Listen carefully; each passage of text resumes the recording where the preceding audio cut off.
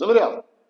अब मेरे अंदर व्यवस्थापन आ गया। अगर मेरे को 21 तारीख को शाम को 6 बजे कहीं जाना है तो मैं 20 तारीख को ही अपना कार्यक्रम बना लेता हूँ कि भाई मेरे को जो काम निपटाने, क्योंकि 21 तारीख को मुझे इतना समय वहां चाहिए और मेरे को वहां जाना।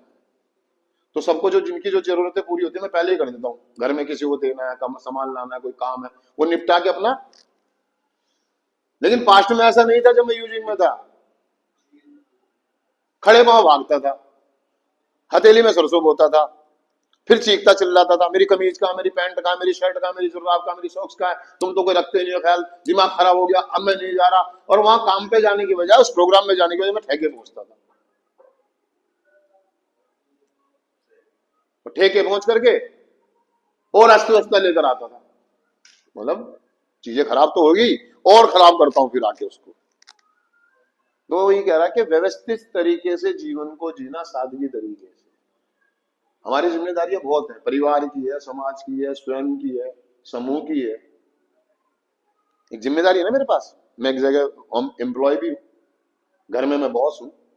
हो सकता है कि मेरी अपनी पर्सनल कोई दुकान, तो मेरा कोई पार्ट टाइम कोई काम हो, उसके लिए मैं मालिक हूँ।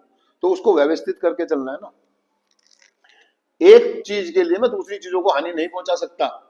और मेरा यही होता था, एक ठीक करने के चक्कर में दूसरा खराब, दूसरा ठीक करने के चक्कर में तीसरा खराब, और सारी चीजें अस्त व्यस्त, क्योंकि मेरा तरीका सही नहीं था।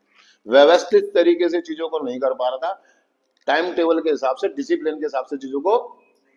तो ये इसीलिए करा कि मैंने जब मैं कार्यक्रम करना शुरू करा, सूची बनाना शुरू करा, लिस्ट बनाना शुरू करा, सेल्फ कॉन्फिडेंस करी, स्पॉन्सर की मदद मांगी, क्षतिपूर्तियां करी अपनी दूसरों की, तो मेरे को समझ में आया कि यार मुझे ज्यादा टाइम नहीं लेना, मुझे व्यवस्थित तरीके से लेना। जिसका देना अभी देना और इसी टाइम देना है। कल दे देंगे, परसों दे देंगे, अगले महीने तनख्वाह मिलेगी जब दे दूंगा। इस बार तुम एक काम करो, 10,000 देने हैं, 5,000 ले जाओ, 5,000 बाद में दे दूंगा। क्यों दे दूंगा यार, है तो अभी, निपटाओ, है तो अभी, है ना। यही होता है ना।